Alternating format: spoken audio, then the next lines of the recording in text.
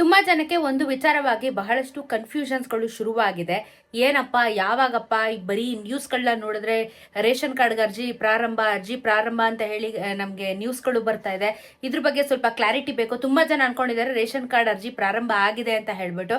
ಹಾಗಾದ್ರೆ ನಾನು ಇಷ್ಟೊತ್ತಿಗಾಗಲೇ ವಿಡಿಯೋ ಮಾಡಿ ಅರ್ಜಿ ಪ್ರಾರಂಭ ಆಗಿದೆ ಅಂತ ಹೇಳ್ತಿದ್ದೆ ನಿಮಗೆ.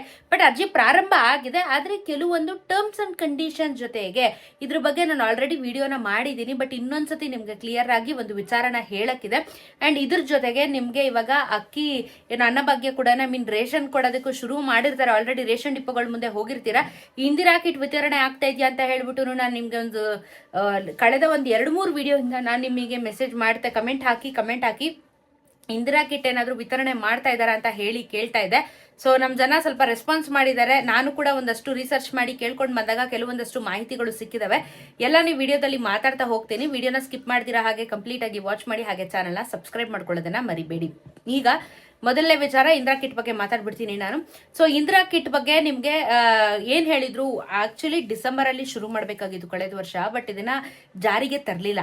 ಏನ್ ಮಾಡಿದ್ರು, ಇದನ್ನ ಎಳ್ಕೊಂಡ್ ಬಂದ್ರು. ಜಾನ್ವರಿ ಇಲ್ಲ ಅಂದ್ರೆ ಫೆಬ್ರವರಿ ತಿಂಗಳಲ್ಲಿ ನಾವು ಇಂದಿರಾ ಕಿಟ್ ನ ವಿತರಣೆ ಮಾಡೋದಕ್ಕೆ ಪ್ರಾರಂಭ ಮಾಡ್ತೀವಿ, ಅಕ್ಕಿ ಬದಲಿಗೆ ಇಂದಿರಾ ಕಿಟ್ ಅಂತ ಹೇಳಿದ್ರು.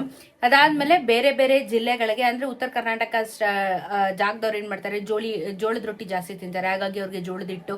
ಈ ಕಡೆ ನಮ್ಮಲ್ಲಿ ಏನ್ ಮಾಡ್ತಾರೆ, ರಾಗಿ ಹಿಟ್ಟನ್ನು ಜಾಸ್ತಿ ಕೊಡ್ತಾರೆ. ಯಾರ್ಯಾರು ಏನೇನು ಕನ್ಸಂಪ್ಷನ್ ಮಾಡ್ತಾ ಇದಾರೆ ಅದನ್ನ ಬೇರೆ ಬೇರೆ ಪದಾರ್ಥಗಳೊಂದಿಗೆ ರೀಪ್ಲೇಸ್ ಮಾಡಿ ಇಂದಿರಾ ಕಿಟ್ ನ ನಾವು ವಿತರಣೆ ಮಾಡ್ತೀವಿ. ಮೆಜಾರಿಟಿ ಮ್ಯಾಕ್ಸಿಮಮ್ ನಾವು ಫೆಬ್ರವರಿಯಲ್ಲಿ ಮಾಡಿಬಿಡ್ತೀವಿ ಅಂತ ಹೇಳಿದ್ರು. ಬಟ್ ಫೆಬ್ರವರಿ ಆಯ್ತು, ರೇಷನ್ ಕೊಡೋದಕ್ಕೆ ಡಿಸ್ಟ್ರಿಬ್ಯೂಷನ್ ಕೂಡ ನಿಮ್ಮ ಡಿಪೋಗಳಲ್ಲಿ ಇವಾಗ ಶುರುವಾಗಿದೆ. ಹಾಗಾದ್ರೆ ಯಾವಾಗ ಈ ಇಂದಿರಾ ಕಿಟ್ ವಿತರಣೆ ಪ್ರಾರಂಭ ಆಗುತ್ತೆ? ನಾನು ಕೇಳಿರುವಂತ ಪ್ರಕಾರ ಇದುವರೆಗೂ ಯಾವುದೇ ರೇಷನ್ ಡಿಪೋಗಳಲ್ಲಿ ಇಂದಿರಾ ಕಿಟ್ ನ ವಿತರಣೆ ಮಾಡ್ತಾ ಇಲ್ವಂತೆ.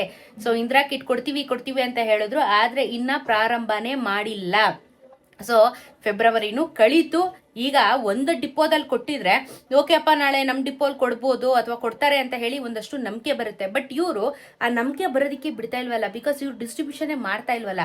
ಯಾವ ಜಿಲ್ಲೆಗೂ ಇಂದಿರಾ ಕಿಟ್ಟು ಈ ತಿಂಗಳು ಸಮೇತ ಸಿಗ್ತಾ ಇಲ್ಲ ಅನ್ನೋದು ಮಾತ್ರ ನಮಗೆ ಕ್ಲಿಯರ್ ಆಗಿ ಕಾಣಿಸ್ತಾ ಇದೆ. ಅಟ್ಲೀಸ್ಟ್ ಓಕೆ, ನಾನು ಇಷ್ಟು ವಿಡಿಯೋ ಮಾಡ್ತೀನಿ, ಅಟ್ಲೀಸ್ಟ್ ಒಂದು 5,000 ಜನ ನನ್ನ ವಿಡಿಯೋನ ನೋಡ್ತಾರೆ. ಒಬ್ರಾದ್ರೂ ನಮಗೆ ಇಂದಿರಾ ಕಿಟ್ ಸಿಕ್ಕಿದೆ ಅಂತ ಹೇಳಿ ಕಮೆಂಟ್ ಹಾಕಿದ್ದೀರಾ? ಹಾಕೇ ಇಲ್ಲ. ಅದಕ್ಕೆ ಯಾರಿಗೂ ಸಿಕ್ಕೇ ಇಲ್ಲ. ಅಂಡ್ ನಾನು ರೇಷನ್ ಡಿಪೋಗೆ ಹೋದಾಗ ಹಾಗೆ ಕೇಳಿದಾಗ, ಇಲ್ಲ ನಮ್ಗೆ ಯಾವ್ದು ಇನ್ನ ಡಿಸ್ಟ್ರಿಬ್ಯೂಷನ್ ಶುರುವಾಗಿದೆ, ನಮ್ಗಳಿಗೆ ಇನ್ನ ಇಂದಿರಾ ಕಿಟ್ ನ ಗೌರ್ಮೆಂಟ್ ಅವರು ಕಳಿಸ್ಕೊಟ್ಟಿಲ್ಲ ಅಂತ ಕೂಡ ಒಂದಷ್ಟು ಮಾತುಗಳು ಕೇಳುವಂತು. ಹಾಗಾಗಿ ಇಂದಿರಾ ಕಿಟ್ ಈ ತಿಂಗಳು ಸಮೇತ ಸಿಗ್ತಾ ಇಲ್ಲ. ಇವರು ಹೆಂಗೆ ಅಂದ್ರೆ ಗೌರ್ಮೆಂಟ್ ಆಸೆ ಹುಟ್ಟಿಸ್ಬಿಡ್ತಾರೆ. ಅದನ್ನ ಕೊಡಿ ಅಂತ ಕೇಳಿದಾಗ ಏನಾದ್ರೂ ಒಂದು ರೀಸನ್ಸ್ ಗಳನ್ನ ಹೇಳ್ತಾರೆ. ನಾವು ಇಷ್ಟು ಕೋಟಿ ಖರ್ಚು ಮಾಡಿದೀವಿ, ಇಷ್ಟು ನಾವು ಅಕ್ಕಿನ ನಾವು ತಗೊಂಡಿದೀವಿ ಅಥವಾ ಜೋಳದ ಹಿಟ್ಟನ್ನ ನಾವು ತಗೊಂಡಿದೀವಿ, ಖರೀದಿ ಮಾಡಿದೀವಿ, ಡಿಸ್ಟ್ರಿಬ್ಯೂಷನ್ ಮಾಡ್ತೀವಿ ಅಂತ ಹೇಳ್ತಾರೆ. ಬಟ್ ಅದು ಕಾರ್ಯರೂಪಕ್ಕೆ ಬಂದಿದ್ಯಾ ಅಂತ ಹೇಳಿ ಕ್ರಾಸ್ ಚೆಕ್ ಮಾಡ್ಬೇಕಾದ್ರೆ ಗೊತ್ತಾಗುತ್ತೆ ಇವ್ರು ಇನ್ನು ಏನನ್ನು ಶುರುನೇ ಮಾಡಿಲ್ಲ ಅಂತ ಹೇಳ್ಬಿಟ್ಟು. ಸೊ ಯಾವ ಡಿಪೋಗಳಿಗೂ ಇದಿನ್ನು ಡಿಸ್ಟ್ರಿಬ್ಯೂಷನ್ ಆಗಿಲ್ಲ. ಹಾಗಾಗಿ ಈ ತಿಂಗಳು ನಿಮ್ಗೆ ರೇಷನ್ ಇಂದಿರಾ ಕಿಟ್ ಸಿಗೋದಿಲ್ಲ. ಅಕ್ಕಿ ಏನ್ ಕೊಡ್ತಾ ಇದಾರೆ 10 kg ಅಕ್ಕಿನ ನಿಮ್ಗೆ ಕೊಡ್ತಾರೆ. ಅದನ್ನ ಹೋಗಿ ಇಸ್ಕೊಂಡ್ ಬನ್ನಿ. ಅಂತ್ಯೋದಯ ಇದ್ದವ್ರಿಗೆ ಜಾಸ್ತಿ, ರೇಷನ್ BPL ಇದ್ದವ್ರಿಗೆ ಕಮ್ಮಿ. ಓಕೆನಾ? ಸೊ ನೋಡ್ಕೊಂಡು ಕಲೆಕ್ಟ್ ಮಾಡ್ಕೊಂಡು ಬನ್ನಿ. ಬೈ ಎನಿ ಚಾನ್ಸ್ ಯಾವ್ದಾದ್ರು ಜಿಲ್ಲೆಗೆ ನಾನು ಈ ವಿಡಿಯೋ ನೋಡಿದ ಮೇಲೂ ಕಮೆಂಟ್ ಹಾಕಿದ್ರೆ ಆಕೆ ಇಂದಿರಾ ಕಿಟ್ ವಿತರಣೆ ಆಗಿದೆಯಾ ಅಂತ. ಅಟ್ಲೀಸ್ಟ್ ಒಂದ್ ಜಿಲ್ಲೆಗೆ ಬಂದ್ರೆ ಮುಂದಿನ ತಿಂಗಳಾದ್ರೂ ಬೇರೆ ಜಿಲ್ಲೆಗೆ ಬರುತ್ತೆ ಅಂತ ಒಂದ್ ಸ್ವಲ್ಪ ಕಾನ್ಫಿಡೆನ್ಸ್ ಆದ್ರೂ ಬರುತ್ತೆ. ಸೊ ಇಂದಿರಾ ಕಿಟ್ ಅಂತೂ ಇದೇ ವಿಚಾರ. ಸದ್ಯಕ್ಕಂತೂ ಇಂದಿರಾ ಕಿಟ್ ಈ ತಿಂಗಳು ಡಿಸ್ಟ್ರಿಬ್ಯೂಷನ್ ಆಗ್ಲಿಲ್ಲ. ಎರಡನೇ ವಿಚಾರ ರೇಷನ್ ಕಾರ್ಡ್. ನಾನೇ ಸ್ವತಃ ನೋಡಿದ್ದೀನಿ, ತುಂಬಾ ಜನ ರೇಷನ್ ಕಾರ್ಡ್ ಅರ್ಜಿ ಪ್ರಾರಂಭ ಅಂತ ಹೇಳಿ ವಿಡಿಯೋ ಮಾಡ್ತಾ ಇದಾರೆ, ಆರ್ಟಿಕಲ್ಸ್ಗಳು ಬರ್ತಾ ಇದಾವೆ. ಹಾಗಾದ್ರೆ ನಿಜವಾಗ್ಲೂ ಕರೆಕ್ಟಾಗಿ ಆರ್ಟಿಕಲ್ ಓದ್ತೀರಾ ನೀವುಗಳು? ಕರೆಕ್ಟಾಗಿ ಓದ್ತೀರಾ ಏನಿರುತ್ತೆ ಟರ್ಮ್ಸ್ ಅಂಡ್ ಕಂಡೀಷನ್ಸ್, ಯಾರ್ಯಾರಿಗೆ ಅವಕಾಶಗಳನ್ನ ಕೊಟ್ಟಿದ್ದಾರೆ ಏನು ಅಂತ ಹೇಳ್ಬಿಟ್ಟು. ಸೊ ಮೇಲ್ಗಡೆ ಮಾತ್ರ ಹೆಡ್ಲೈನ್ಸ್ ನೋಡ್ಬಿಡ್ತೀರಾ, ಆಮೇಲೆ ಒಳಗಡೆ ಹೋಗಿ ವಿಡಿಯೋನೇ ನೋಡೋದಿಲ್ಲ ಇದೆ, ಅಥವಾ ವಿಡಿಯೋ ನೋಡೋದಿಲ್ಲ, ಆರ್ಟಿಕಲ್ ಓದೋದಿಲ್ಲ ಇದೆ. ದೊಡ್ಡ ಸಮಸ್ಯೆ ಆಗ್ತಾ ಇರೋದು. ಯಾಕಂದ್ರೆ ಇದೆಲ್ಲ ಮಿಸ್ಕಮ್ಯುನಿಕೇಶನ್ ಆಗುತ್ತೆ. ಹಾಗಾಗಿ ನಮ್ ಜನ ಅದನ್ನ ನೋಡ್ಲಿಕ್ಕೆ ಅಥವಾ ಅದನ್ನ ಇದ್ರ ಮಾಡೋದಿಕ್ಕೆ ತೊಂದರೆ ಆಗ್ತಾ ಇರುವಂತದ್ದು. ಸೊ ಇವತ್ತು ರೇಷನ್ ಕಾರ್ಡಿನ ಬಗ್ಗೆ ಒಂದು ಕ್ಲಾರಿಟಿನ ಕೊಟ್ಬಿಡ್ತೀನಿ ನಿಮ್ಗೆ. ಮೊದಲನೇದಾಗಿ ರೇಷನ್ ಕಾರ್ಡ್ ಅರ್ಜಿ ಸರ್ವೇ ಸಾಮಾನ್ಯರಿಗೆ ಶುರುವಾಗಿಲ್ಲ. ಅಂದ್ರೆ ಯಾರ್ಯಾರಿಗೆ ಈಗ ಹೊಸದಾಗಿ ಮದುವೆ ಆಗಿದೀವಿ ಅಥವಾ ಹೊಸದಾಗಿ ನಾವು ಏನೋ ಮನೆ ಖಾಲಿ ಮಾಡಿಕೊಂಡು ಒಂದು ಫ್ಯಾಮಿಲಿಯಿಂದ ಇನ್ನೊಂದು ಫ್ಯಾಮಿಲಿ ನಾವು ಸಪ್ರೇಟ್ ಆಗಿದ್ದೀವಿ, ಹಾಗೆ ಹೀಗೆ ಹೊಸ ಹೆಸರು ಸೇರಿಸಬೇಕು, ಅದು ಇದು ಅಂತ ಹೇಳಿ ಒಂದಷ್ಟು ಇರುತ್ತೆ. ತಿದ್ದುಪಡಿಗೂ ಹೊಸ ರೇಷನ್ ಕಾರ್ಡ್ ಅರ್ಜಿಗೂ ಬಹಳಷ್ಟು ವ್ಯತ್ಯಾಸ ಇದೆ. ಅದನ್ನು ನಾನು ಹೇಳ್ಬಿಡ್ತೀನಿ ನಿಮಗೆ ಕ್ಲಿಯರ್ ಆಗಿ. ಸೊ ಹೊಸ ರೇಷನ್ ಕಾರ್ಡ್ ಅನ್ನೋದ್ರೆ ರೇಷನ್ ಕಾರ್ಡೇ ಇಲ್ಲ, ನಾನು ಇವಾಗ ಹೊಸದಾಗಿ ಅಪ್ಲೈ ಮಾಡಬೇಕು ಅಂತ ಕಾಯ್ತಾ ಇದ್ದಾರೆ ಅವ್ರಿಗೆ, ನಿಜವಾಗ್ಲೂ ಅಪ್ಲಿಕೇಶನ್ಗಳು ಓಪನ್ ಆಗಿಲ್ಲ.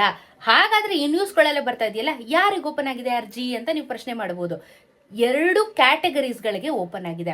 ಒಂದು, ಈ ಶ್ರಮ ಕಾರ್ಡ್ ಯಾರ ಹತ್ರ ಇದೆ ಇಂಥವರಿಗೆ ರೇಷನ್ ಕಾರ್ಡ್ ಅರ್ಜಿ ಸಲ್ಲಿಸೋದಕ್ಕೆ ಅವಕಾಶನ ಕೊಟ್ಟಿದ್ದಾರೆ ಗೌರ್ಮೆಂಟ್.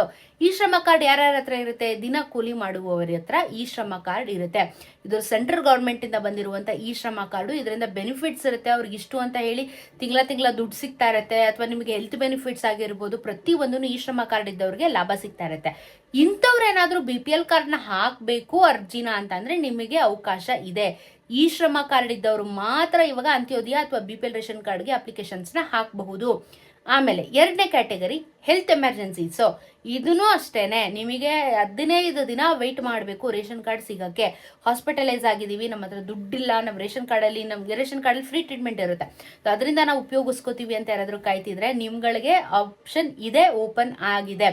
ಈ ಶ್ರಮ ಕಾರ್ಡ್ ಇದ್ದವ್ರಿಗೆ ಮತ್ತೆ ಹೆಲ್ತ್ ಎಮರ್ಜೆನ್ಸೀಸ್ ಇರೋರಿಗೆ ಮಾತ್ರ 2 ಕ್ಯಾಟಗರೀಸ್ಗೆ ಈಗ ರೇಷನ್ ಕಾರ್ಡು ಅರ್ಜಿ ಪ್ರಾರಂಭ ಆಗಿದೆ. ಇದಕ್ಕೆ ಕೊನೆಯ ದಿನಾಂಕ ಮಾರ್ಚು. ಓಕೆನಾ?